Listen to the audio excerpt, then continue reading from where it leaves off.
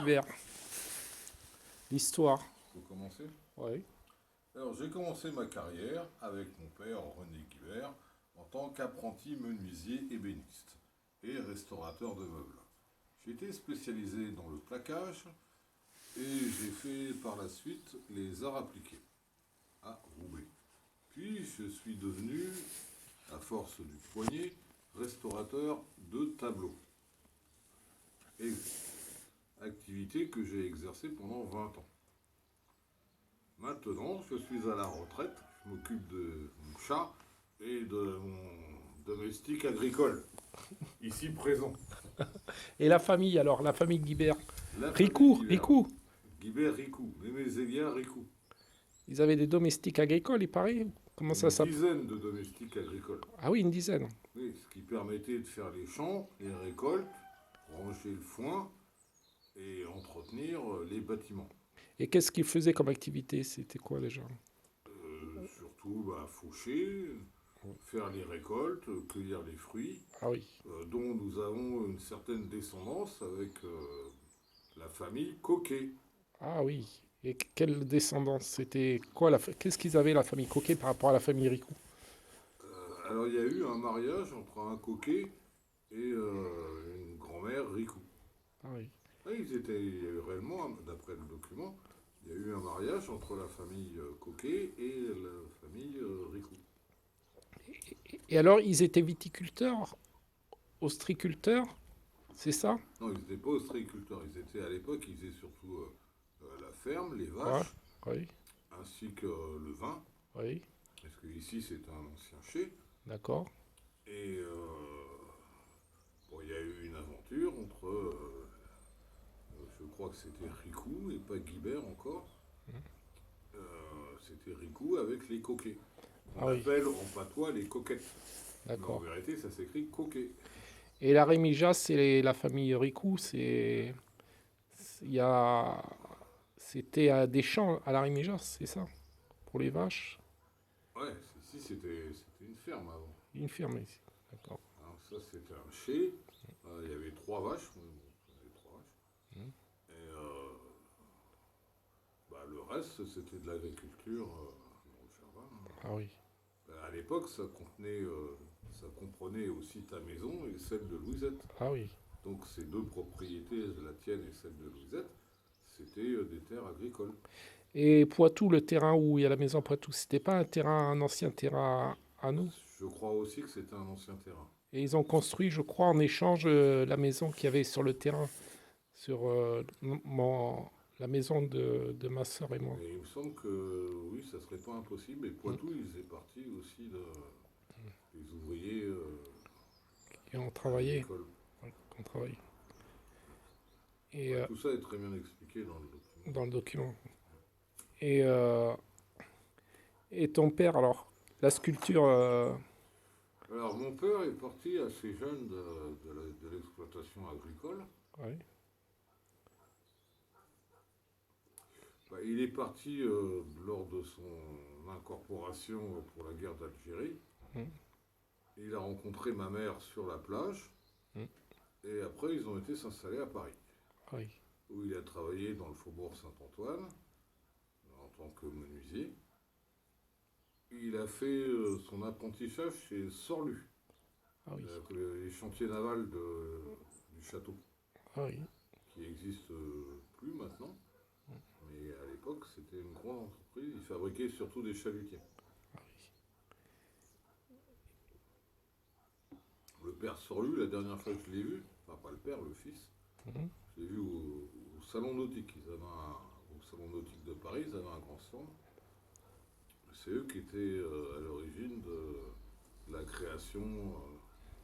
Enfin, ils ont fusionné les Sorlu, Beneteau et Octo.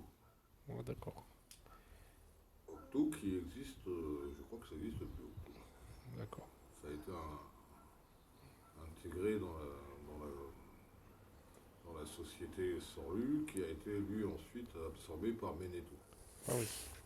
Et, C'est trop compliqué. Je résume. et combien il y avait d'ouvriers alors agricoles, à peu près? Ici, il y avait à la saison une dizaine de domestiques agricoles. Domestique agricole. Et en permanence, il y avait 3 domestiques agricoles qui dormaient dans ce qui maintenant a disparu, mais qui à un moment donné étaient les toilettes. Ah oui. Tu sais, où tu chiais dans le trou. Ah oui. Les traditionnels. Ils étaient attachés. Et donc, les coquins. Non, non, je raconte des bêtises, parce que la maison des coquins appartenait à Mémézélia, et elle logeait les domestiques agricoles dans la maison actuelle, qui est l'ancienne maison des coquets. Et la plage, tu m'as raconté, la plage. Ah, à la plage, on avait des concessions à la plage. Ah oui.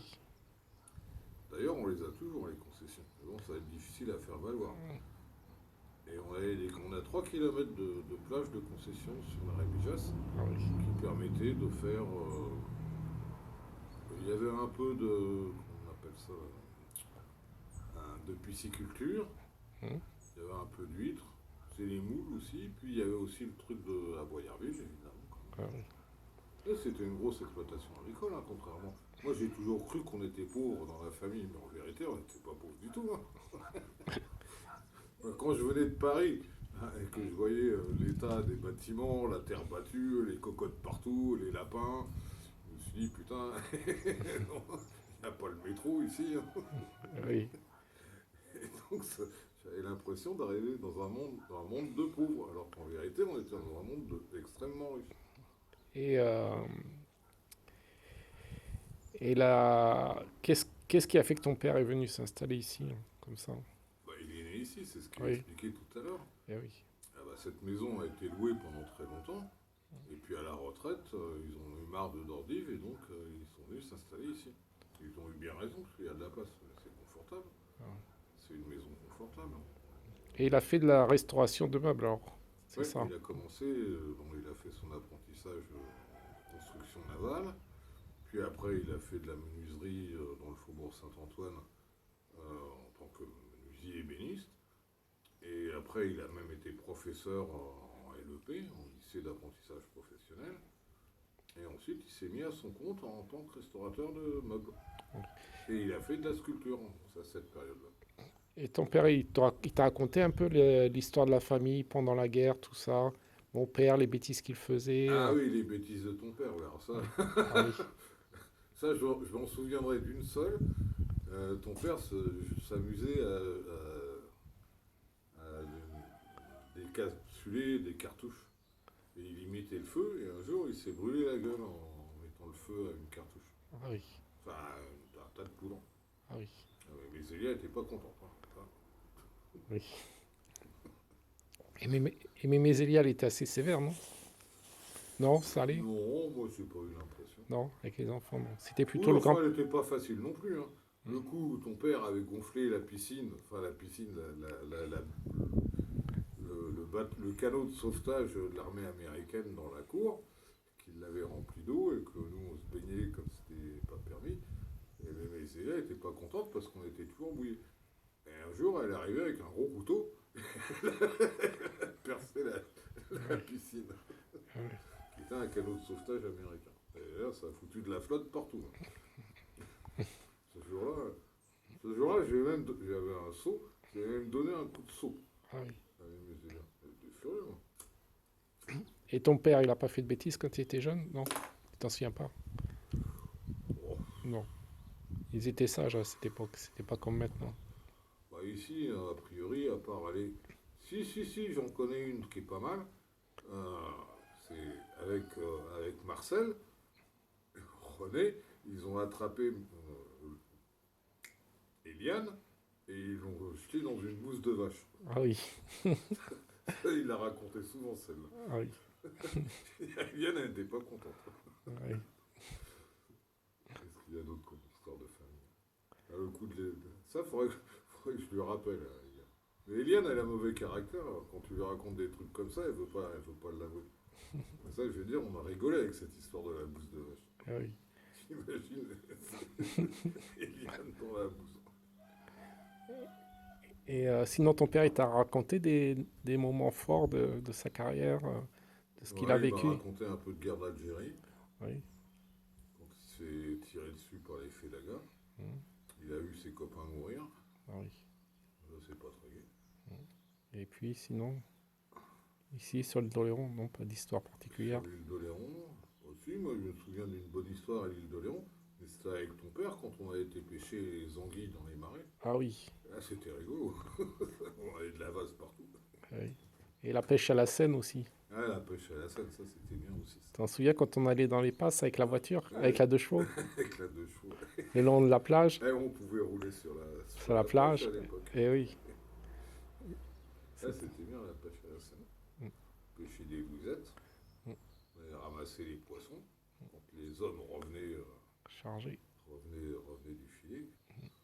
Là, c'était marrant.